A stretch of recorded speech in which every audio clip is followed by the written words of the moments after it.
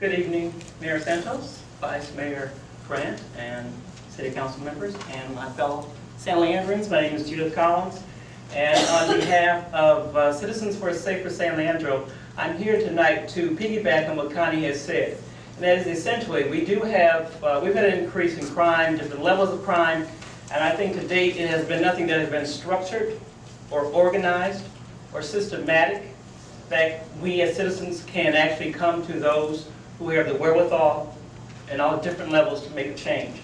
So we've been meeting for a couple of months, and all of those meetings we have begun to look at exactly what are the levels that we can address in a priority level. What can we first address very systematically and effectively? And we've come up with our mission statement, and it is essentially San Leandrians value a neighborhood climate where they can feel safe. The key is that we can feel safe from criminal acts that violate person or property. Citizens for a Safer San Leandro is a citizen-led or citizen-based group dedicated to fostering ideas, concepts, and implementation of constructive solutions that are supportive of that vision in an inclusive and respectful manner. So essentially what we're saying is no one is excluded. We're all in this together, and the only way in which we can help modify and to enhance our climate and to get back to, I think one reason why I moved here was because I'm from the East Coast, and it reminded me so much of a little community called Springfield, Virginia. Very close-knit, very progressive.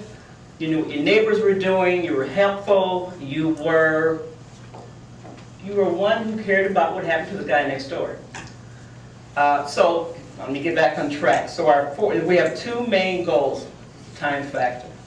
We wish to create a climate of improved communication between the citizens of San Leandro and the various City of San Leandro agencies in an effort to increase public awareness of citizen involvement and the prevention of criminal activity in the San Leandro community.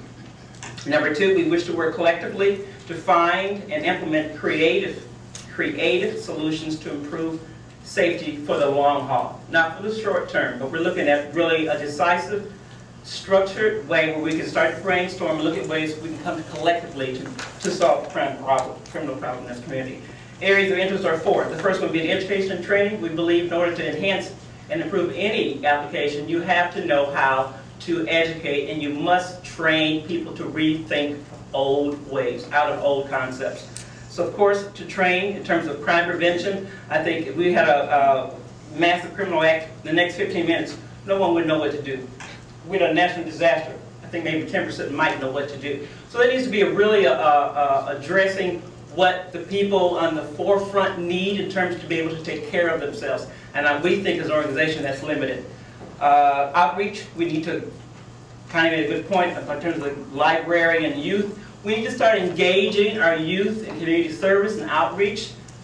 Right now they're just sort of floating. They don't have direction. They don't have passion. They're not educated. They're just sort of going through the changes, and that's one reason why you see them sitting in the library from 3 o'clock to 6 o'clock. Babysitters till mom and dad pick them up. They've been doing this for years. It's a babysitter holding tank. It's totally inappropriate. The third item is collaborative partnerships. We must become a team. We must work together. Not just the old adage of, yeah, we'll work together, guys, we'll get together. No, no, no, no. We need to start looking at what we're living in. We need to start looking at where our community is going. And we need to have some concrete solutions to start making the change now before it really gets out of hand. Before you have something very similar to that, I don't want to scare you, to an Oakland, to a Richmond, which is totally out of any human nature way in which we need to live in terms of human beings. It's totally animalistic. And number fourth is advocacy. A constructive, collaborative of advocating, making sure that we are able to address our concerns to those who can make the changes. Complaining that safe way about not being able to shop after 3 is not advocacy. It doesn't change. It continues to stay the same way. So we wish that our community would become open, embracing that which how we were founded many, many, many years ago, and to get back to some basics. Thank you. Good evening, everyone. I want to introduce myself, John Kaplan. I'm sorry I don't have the passion, the eloquence that Connie and Judith exhibited. So I'm just going to kind of give you, as quickly as I can, kind of the facts of what our program is. So I got involved because, well, for a long time, just like everyone else, I said, somebody ought to do something about that. So Connie brought us together, and now we're actually doing something. And I'm looking forward to all of your help and support to do that. The first thing we want to do with Citizens of Safer San Leandro is roll out motion detectors. So we've heard from the police time and again that motion detectors are a really good deterrent. They help prevent crime. They stop opportunistic crime. Why aren't we doing it? Well, we're fortunate enough that we installed them in our home. And I'm hearing neighbors, oh, I don't know how to do that. It's really costly. I can't get an electrician. So what Citizens for Safer San Leandro is going to do is we're going to install motion detectors. So our first program is a pilot with one group in each of the 6 council districts, we think, about 500-600 homes.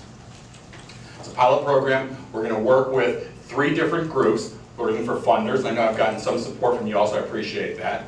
We're going to work with a merchant, whether it be Home Depot or supply or a hardware vendor, to get motion detectors. And we're going to work with a third group, a service organization, whether it's Scouts or the high school, or another similar organization, to actually go out and deploy these.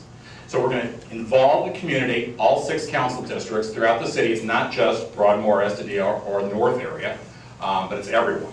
So I'm looking to you all for support in what neighborhoods do we want to talk to? What groups should be involved? I think I've passed out the programs. If you have a chance, I don't know if some of you looked at it or not.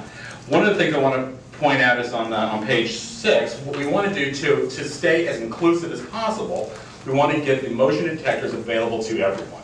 So we're thinking that half the people who are involved will be able to pay about $20 to have a motion detector installed. Not too much.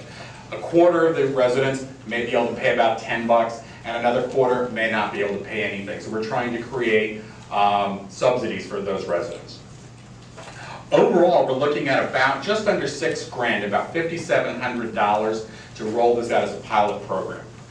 So we appreciate any help with that. The Broadmoor Neighborhood Association has partnered with us, or we've partnered with them. They're going to be our fiscal agent and our parent organization until we get our own 501c3 status. So we appreciate their unanimous support. Our goal is to get these out by midsummer. Hopefully everyone involved who's in the pilot will also be involved in National Night Out, the first Tuesday in August. And we're looking to see that being kind of the impetus for next year to really roll this out citywide. So that's our program. We certainly appreciate all the support you've given us so far. We look forward to your ongoing and continued support. And I think with that, we'll turn back to you all. If you have any questions for us, we'd be happy to answer them.